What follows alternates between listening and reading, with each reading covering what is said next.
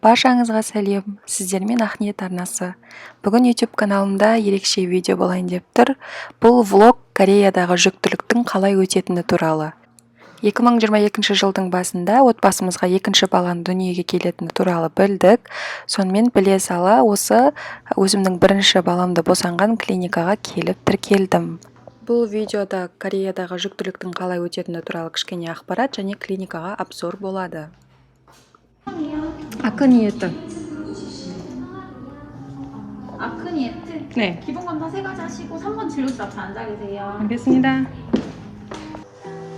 негізі Кореяда өзі кішкентай ел болғанымен барлық керекті аурухана, мектеп, садик секілді барлық районда болады. Яғни алысқа барудың қажеті жоқ.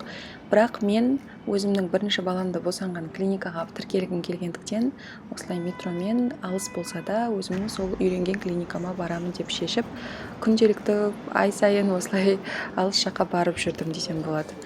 Енді Кореядағы ерекшелікті айтып өтетін болсам, жүктілерге арналған арнайы осындай орын бар, ол жаққа ешкім отырмайды, яғни әрқашан бос тұрады.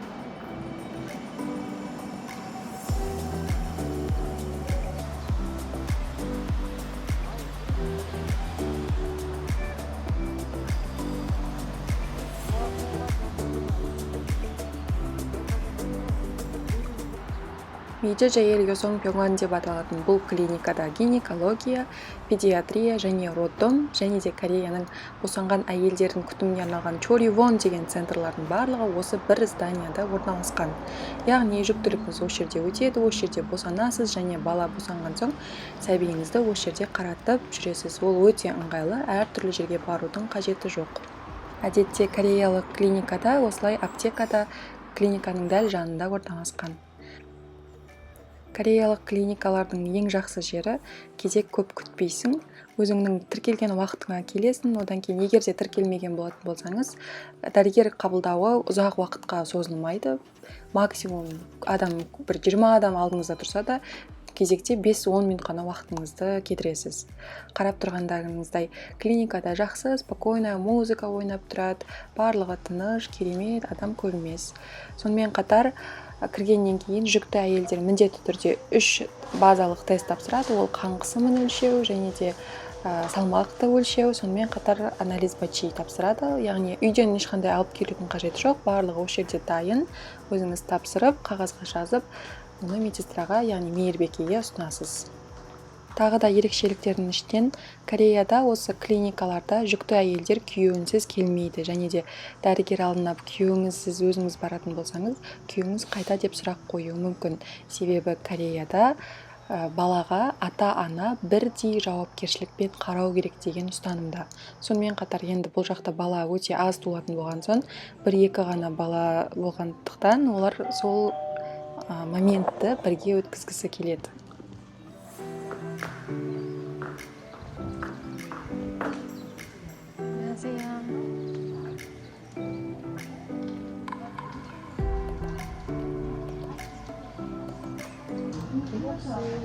지금 특별히 불편한 증상 있어요?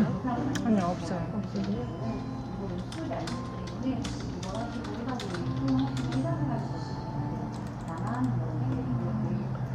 그 세나쌤 혹시 아크니에트님 오늘 태동 검사 하나요?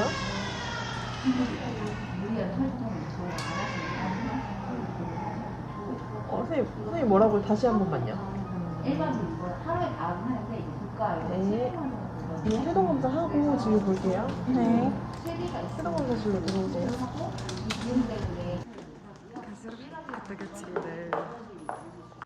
Дәрігерлер де, мейірбикелер де аяғы ауыр қыздарға өте құрметпен қарап ханым деп атайды.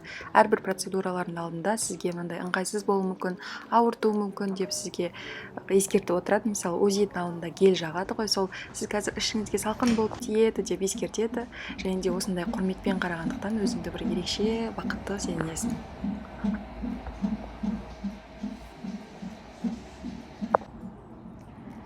Сонымен қазір мен КТГ-да жатырмын. Мындай не берді, кнопка берді, мына басасын қимылдаған кезде деді. Мына жерде аппарат, и мына жақта тоже осылай 1-2, то есть осы бөлмеде 3 адамға арналған орын бар. Тіпті осы видеоны түсірмес бұрын кішкене ыстықтап терлеп тұрған болатынмын. Мейірбекке келіп жағдайымды сұрап, кондиционерді қосып, сондай бір күшті көңіл күй сыйлап кеткен болатын. Осындай сапалы медицинадан алғандықтан енді оның бағасы да қымбат шығар деп ойланып отырған шығарсыздар. Әрине ол жағын мен сіздерге айтып өтемін. Дәл осы 38-ші аптада жүктілігімді осмотрға барған кезде кішкене проблемалар болып, ол жағын енді басқа тақырып келесі видеода айтып кетемін. Әрбір дәрігерге қаралу шамамен $50 айналасында шығады. Алайда Кореяда кез келген жүкті әйел өзінің жүктімін деген сертификатын алып баратын болса, онда Корея мемлекеті 1 миллион вон қаражат береді. Ол қаражатты яғни сіз магазинге барып, киім алып, немесе дүкеннен әр нәрсе алуға емес, тек қана медициналық шығындарға арналған сондай арнайы 행복 кады деп аталатын, яғни бақыт картасы деп аталатын карточкаға салып береді. Ол карточка арқылы сіз осылай УЗИге, жаңағы дәрігерге қаралғандарыңызға, сондай клиникаға жарата аласыз. Және де қосымша өзіңізге жүктілікке арналған витамин немесе дәрі секілді аптекаға ғана жарата аласыз. Көп кезек күтпей 5 минуттың ішінде дәрігерге кіресіз. Және де Кореядағы жүктіліктің ерекшелігі әр дәрігер қабылдауында сізді УЗИге түсіреді. Ол басында айына 1 рет, одан кейін уже 2 аптада 1 рет, одан кейін 36-шы аптадан кейін уже апта сайын сіз УЗИге түсесіз. Дәрігер қабылдауы да ұзақ өтпейді, тек қана бір 2 минуттай УЗИге түсіреді, одан кейін ешқандай қиындық болмады ма деп 3-4 сұрақ қояды, сонымен сізді жібереді. Ішінде осындай керекті гигиена заттардың барлығы бар.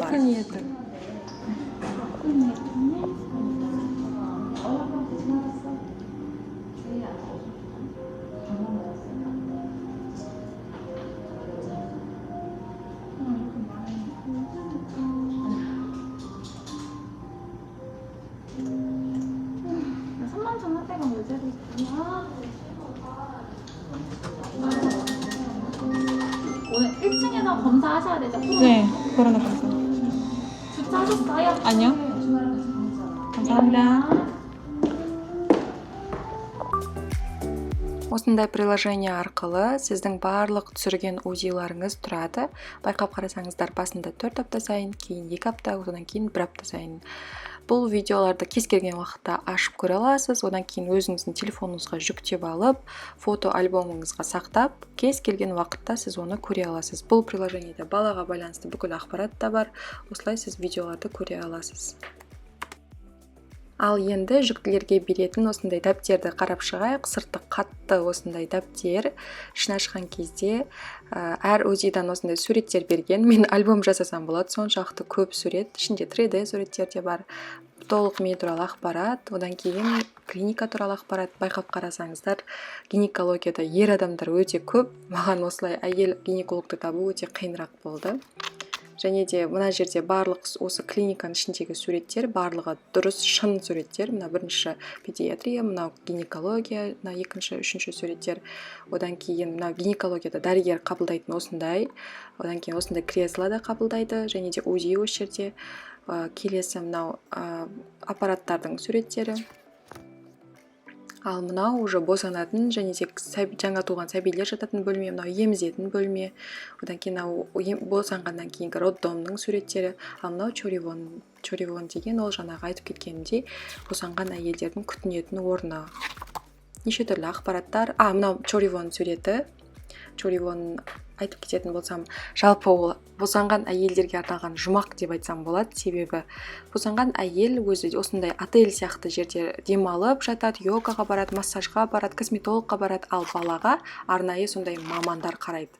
Ал мынау бөлігінде мен туралы ақпарат, қанша салмақ, қанша давлением қандай болған, баланың салмағы.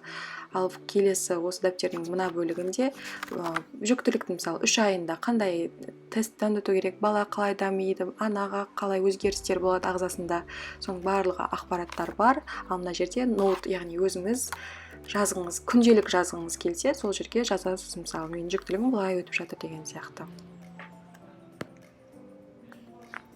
Бұл влог Кореядағы жүктілікке байланысты болған болатын. Қандай жаңа ақпараттар білдіңіздер, қызық болды ма, барлығын пікір бөліміне қалдырып кетсеңіздер көп рахмет. Сау болыңыздар.